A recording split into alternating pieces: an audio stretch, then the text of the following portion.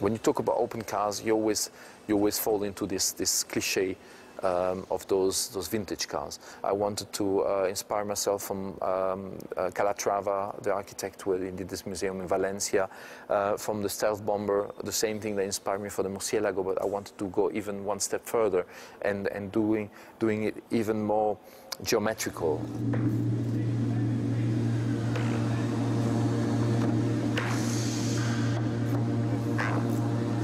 This piece is the most distinguishing change as the car goes from coupe to roadster.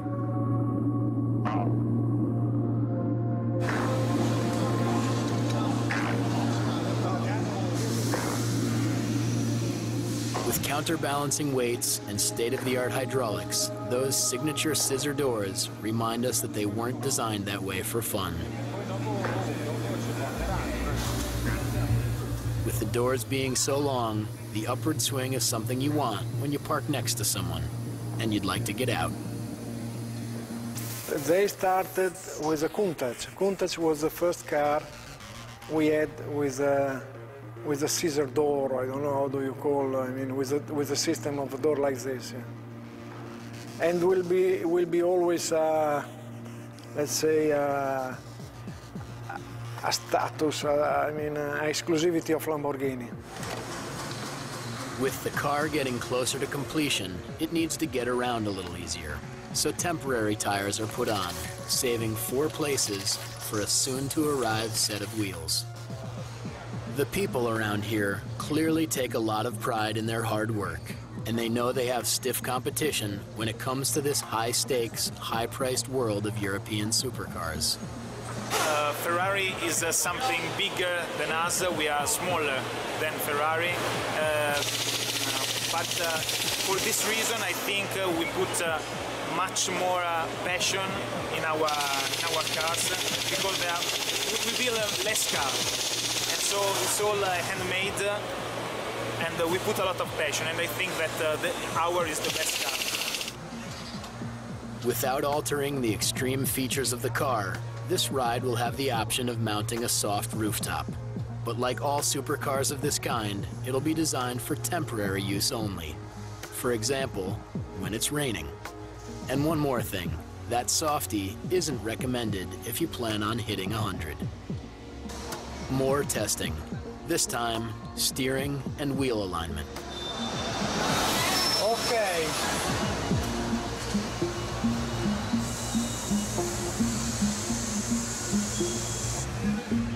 The rims are aluminum alloy with dimensions of 8.5 inches at the front and 13 inches at the rear. This Roadster will have permanent 4-wheel drive with independent front and rear double wishbone suspension and self-adjusting shock absorbers.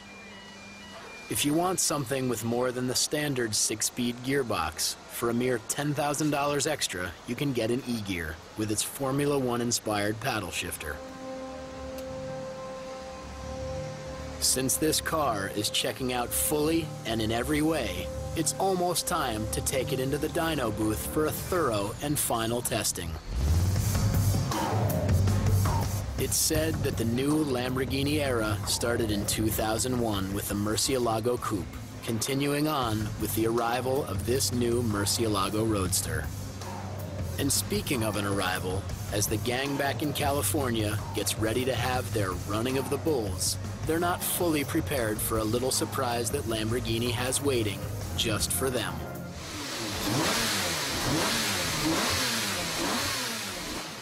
So finally, this bull is getting ready to rage.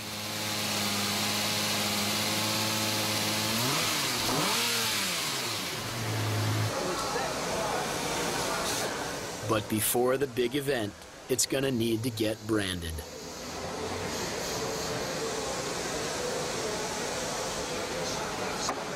Lamborghini has always been, like everywhere in the world, the challenger, the outsider.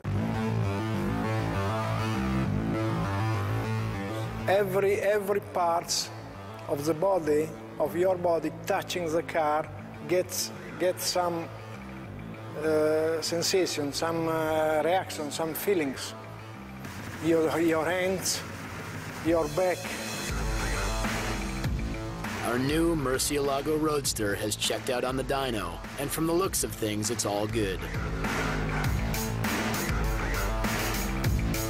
It won't be long before the ride is taken out for a test drive. And as anybody in this region knows, it won't be just any test drive.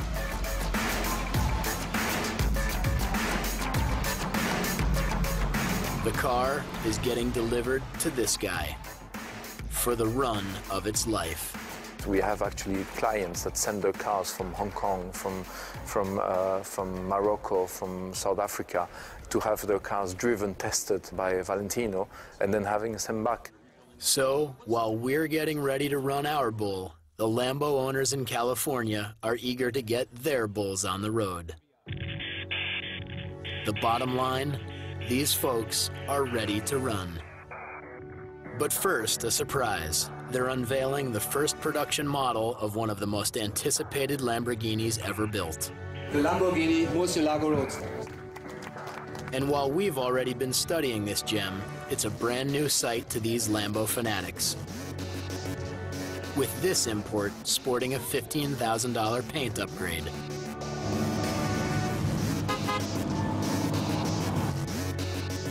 So, with this new Roadster added to the herd, it's time for these bulls to run.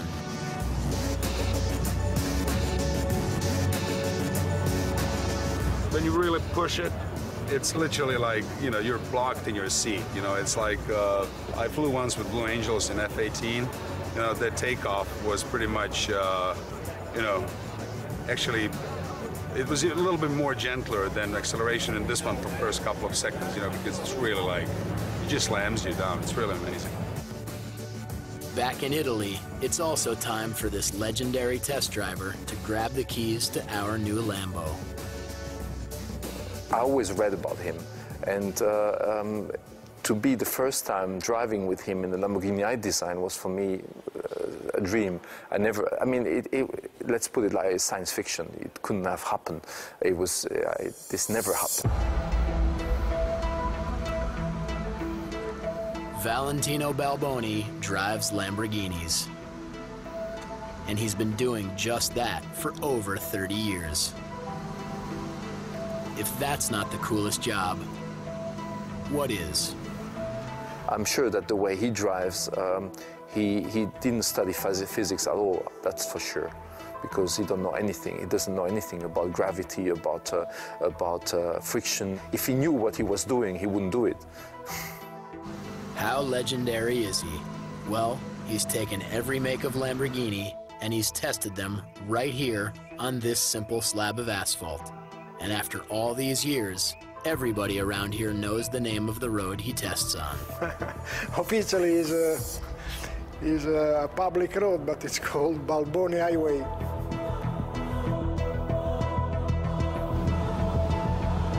So, as the running of the bulls begins in a place far, far away, back in Italy, Valentino Balboni takes off.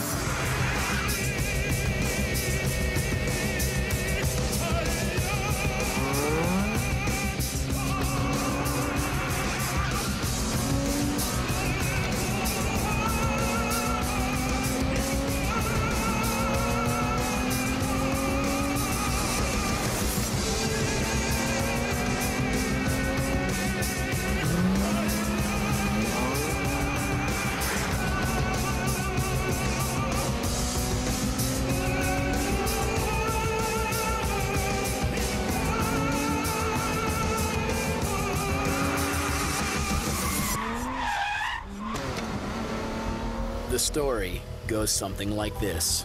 A beautiful but ferocious fighting bull named Murcielago had such heart, the matador just had to let him live. And where did Murcielago go from there? Well, wherever it was, we all know one thing. He got there real fast.